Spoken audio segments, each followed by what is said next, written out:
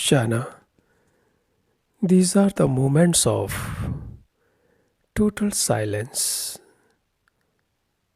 Today is also a very sunny day with incredible blue sky.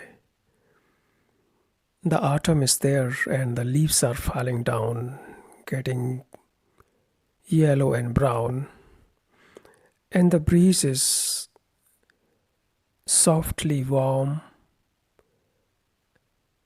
and one can feel that the autumn is knocking the door since the nights are getting colder. But daytime, since few days, sun comes and bless the earth with its warmth and light. Right now, something very unknown things started happening.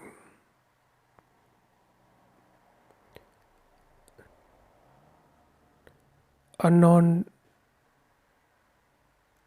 profound silence and something unknown presence filled the room right now when I am talking to you. I was just reading something and it started.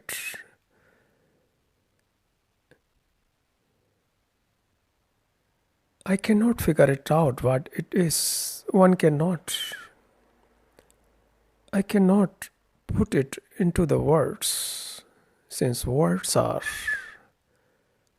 too small to express it. But I'm just trying to put it into the words which is unexplainable.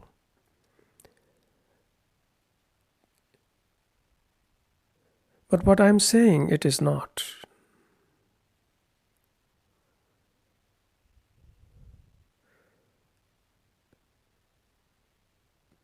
There was and there is not only deep silence, it came like a thief without my effort or any invitation. And I am in it.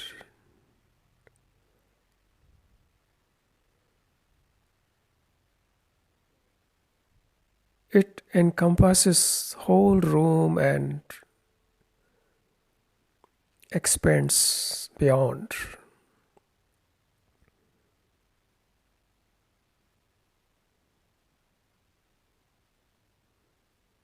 There is love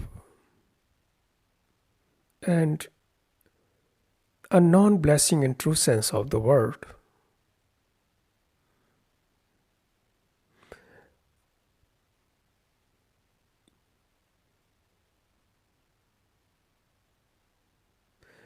And there is something beyond which words cannot and never can figure it out, and thought will never perceive it.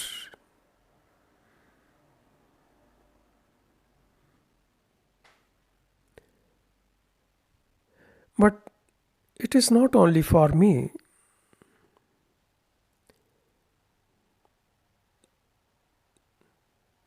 but it is for the world.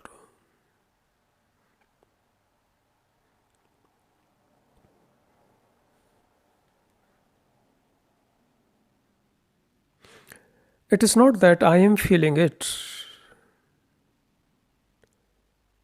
and this love and blessing and beauty is for me. No. It is just there because it has no cause. Nobody can invite it, and I haven't invited. It was suddenly there while I was reading. And There is only right now the perception of it, nothing else. While speaking to you,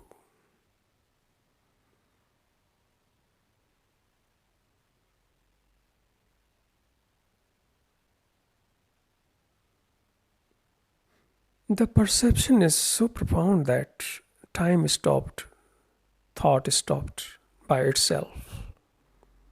I did nothing, and I am in it. I found myself in it. In fact, there is no my, I, or any self. What is right now, that is eternal. What is right now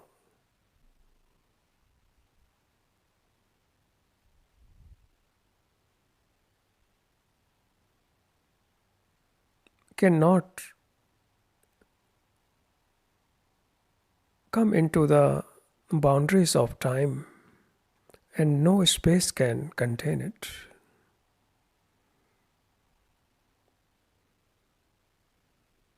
And no thought can perceive it. Since perceiver is itself is the thought.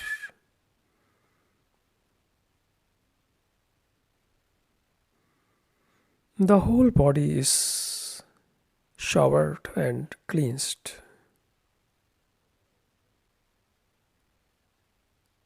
And in brain there is vacuum and an unknown sound.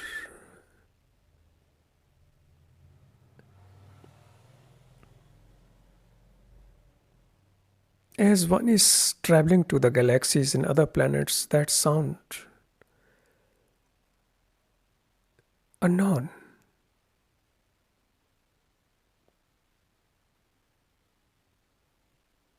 There is ecstasy and great joy without region. This is not for me, but one is in it. I am in it. Not I am, but it is only. This is the language expression when I say I am.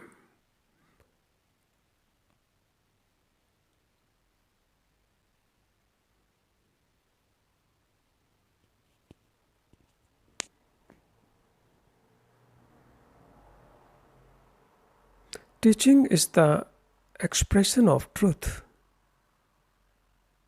Truth communicates through teachings. And teacher is the vehicle who allows that teachings to flower and point out and convey to the others. But the teaching belongs to nobody.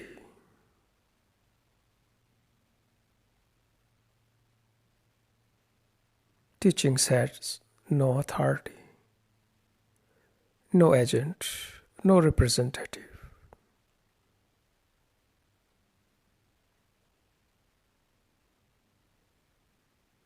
Teaching itself is compassion.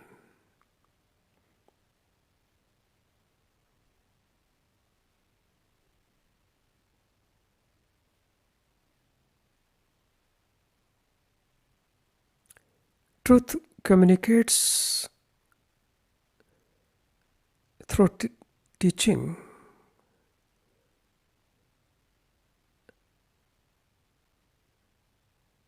And this teaching is the flowering of compassion.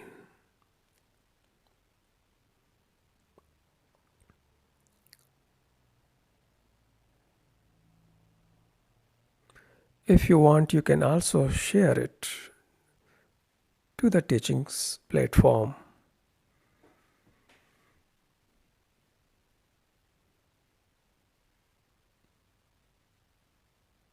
The silence is deepening, and the words are not coming, but still I am putting something which cannot be explained into the words, effortless.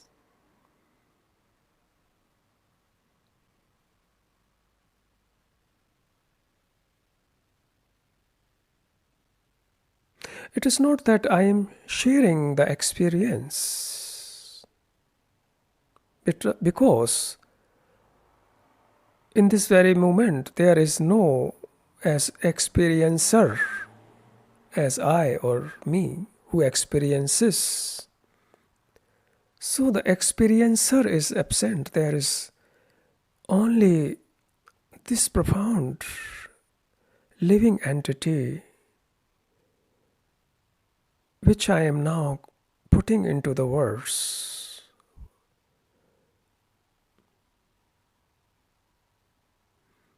Why I am putting into the words? It has no reason. It has no motivation. It has no desire to achieve or to become the known, to be recognized, to be appreciated, or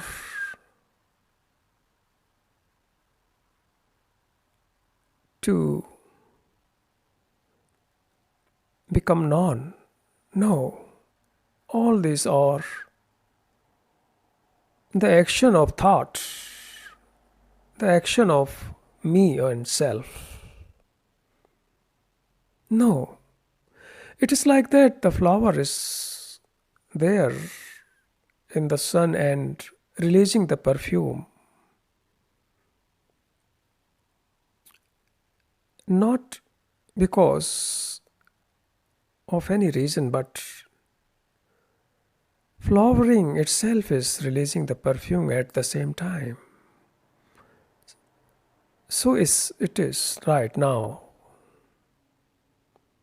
talking to you very deeply. Words are being used right now. What I am conveying is not words. Since words are so futile,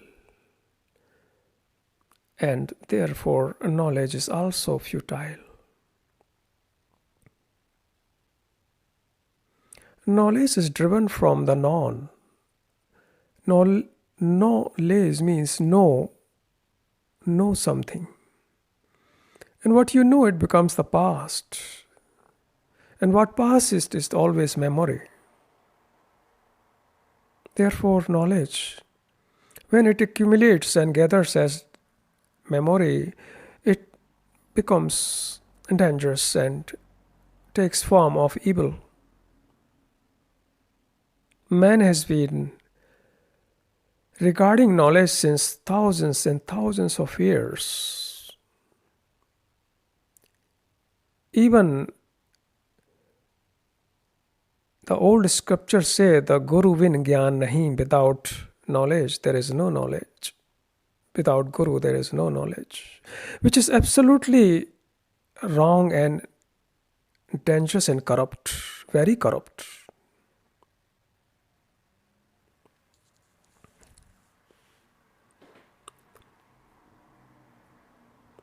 No teacher who is illuminated and touched the beauty, love, and truth can utter such trivial, stupid statement. Only this is the activity of shoddy and so-called commercial spiritual authorities who are exploiting human beings since millennia, since thousands of years.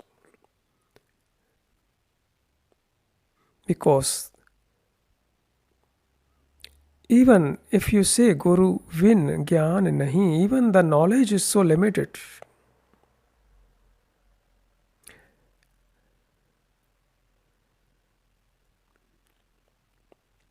You can say in India used to be very beautiful sages,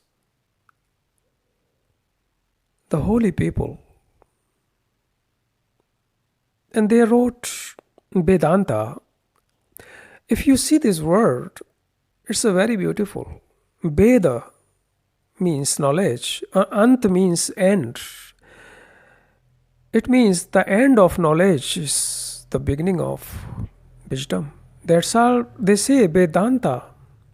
The name of the book is itself called Vedanta, the Ant, the end of Veda. Veda means knowledge. Ved means non. Vidya. From Vidya is Veda is coming, or Veda from Veda is Vidya is coming. This has to be come to an end. So Ved Anta, the ending of knowledge, is necessary. Why? It is very intelligence who has written the book. Vedanta has not wrote his name as a author. The writer of the book is unknown. That is the beauty of India, which India was governed by that brains. These Brahmanic brains were commanding India and disappeared. And then took over the commercial, extremely greedy and dangerous guru masters. These phony people advocated for the knowledge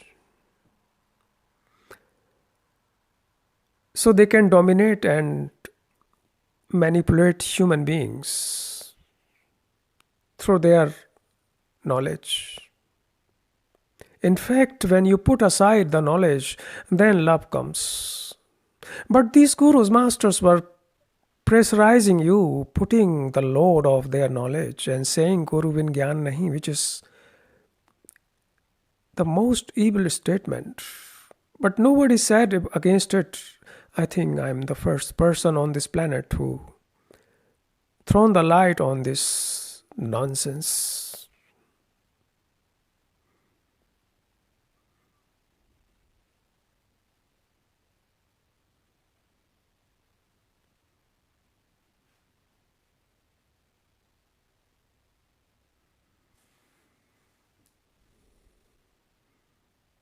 In other words, Guru Vinagyan nahi means that he provides you the knowledge, gives you knowledge from different books and tradition and from every corner, and you get this knowledge and become the second hand. So in sense this statement is also right, because without Guru you will not gather the garbage. So in that sense it's true that if Gurus do not destroy your brain giving this stupid knowledge, then universe won't give you that. It can give you the love. So that's true that Guru gives you the knowledge, and that knowledge corrupts to each other.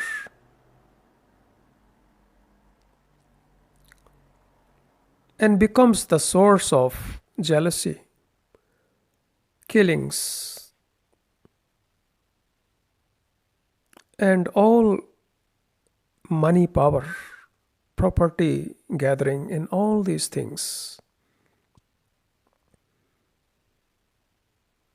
Where there is knowledge, there will be inevitably hate, separation, killing, and destruction.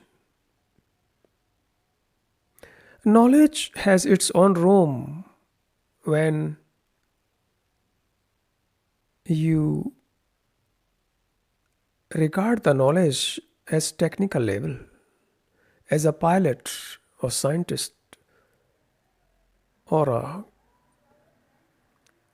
farmer or a surgeon, any techniques, that knowledge is functional to produce bodily comfort, food, shelter, and all needs. But when knowledge enters in human psychology and human relationship, then this knowledge becomes an authority, and authority is always evil and destructive. Whether it is religious authority or political authority or the authority of generals, military, or an authority of master gurus, so-called, or the authority of husband and wife, equally destructive. Because then there place this knowledge to manipulate to each other. Because knowledge means when you say, I know you, I know my wife, I know my husband, I know my gurus and masters, and I know my children, then that known things start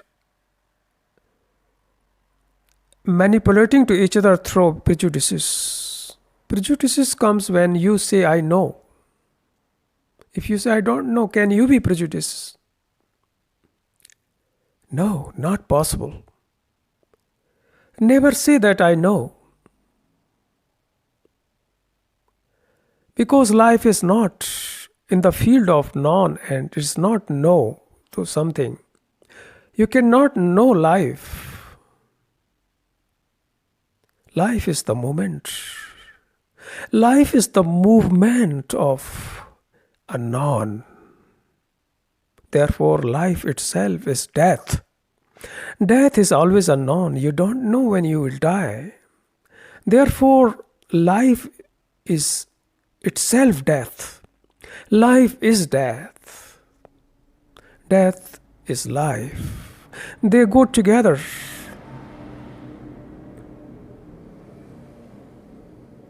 These beautiful movements, while talking to you,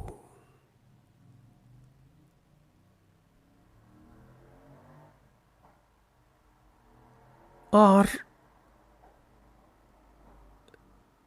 manifesting, expressing themselves through my voice.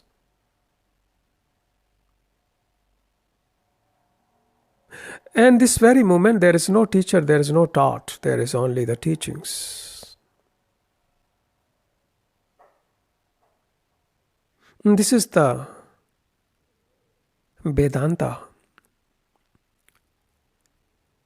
the ending of knowledge. The end of knowledge is the dimension of love, because knowledge cannot enter in the field of love. And when the knowledge enters in the field of love, love gets contaminated and gets corrupt.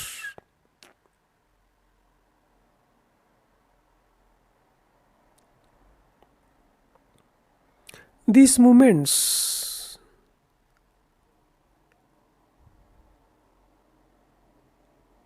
I myself do not know what I am talking. But when I am talking, there is only that sense of sacredness, beauty, and love. And these things cannot know what is being talked.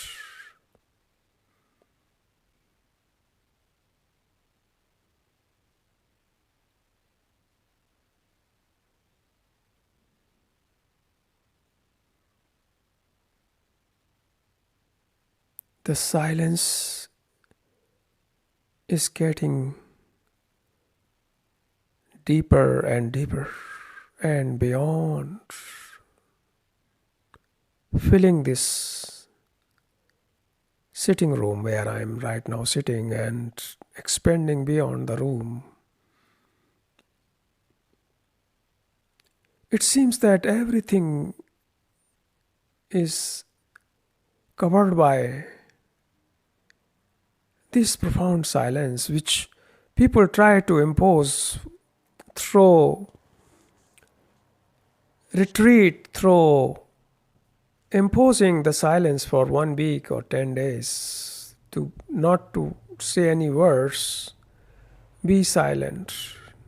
It's all are material and superficial. One cannot be silent because the inner stream of thought will not allow you. You could be silent from outside, but inside there will be continuous the torture of thought, feelings, hurts, past memories, fears, all will be there. The whole world will be there. Therefore, silence should not be imposed. Silence comes when you see the futility of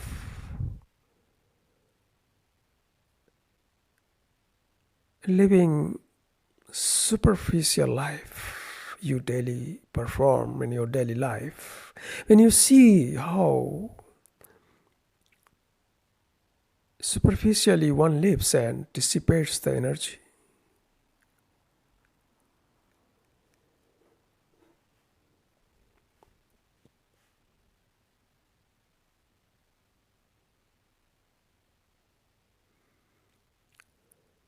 when you come to the point that words, thought is limited, then silence comes. Because through thought you cannot be silent. You can try everything. All the tricks and meditations are invention of thought.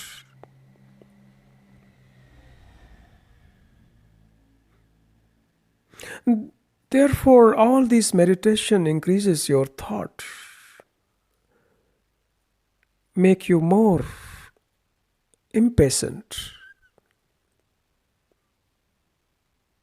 I've seen so-called sannyasis, so-called monks and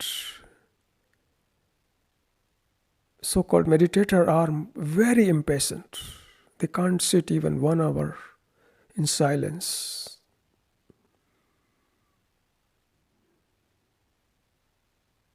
Never impose anything. And never try to do something without understanding.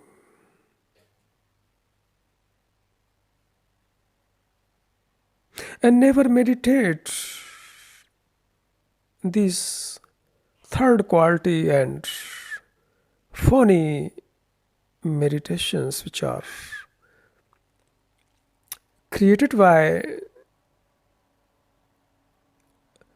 these so-called rackets, authority rackets, to keep mankind enslaved so the money can come.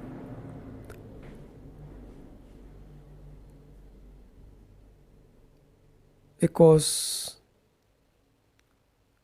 this spiritual racket has invented so many methods of meditations and silence retreats, dancing music, and many, many, many group therapies, which are just retarded all group therapies. They are coming from the Western world, All these group therapies are bogus nonsense and stupid, just wasting of time. But money comes when you do it. All these such psychologists here in Western world, they created group therapies. They were themselves psychological unfit and suffering severely psychologically disorder, if you can see in their history.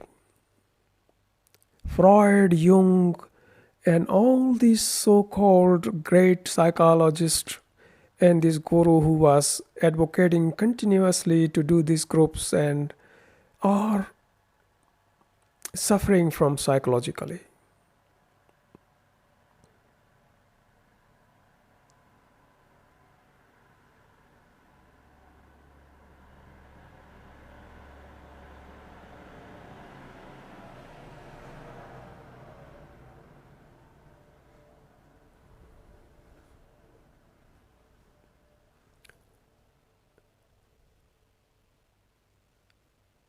There is no time right now. And one can speak endlessly. But it is better to stop now. Because when one enters in the movements of endlessness, no time and space, then one can speak day and night.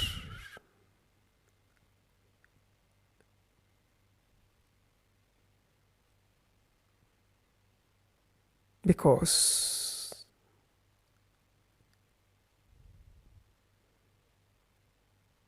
there is no motivation for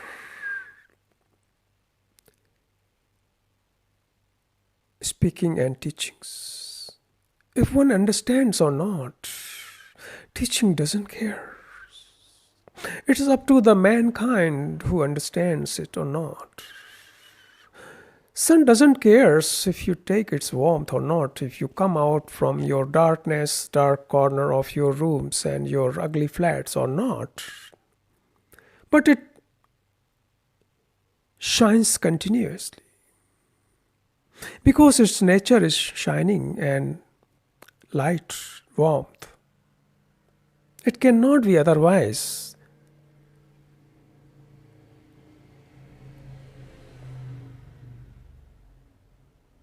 Sun doesn't know who is receiving the light of it. Why it should know? For what?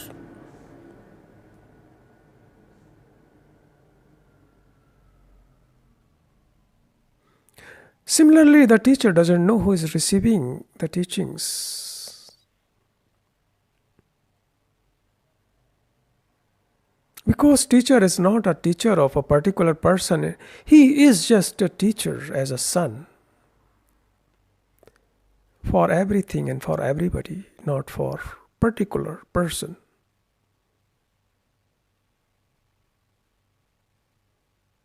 As the sun radiates, so the radiates teachings, without attaching to anyone, without motivation, without time, and without knowledge. Namaste.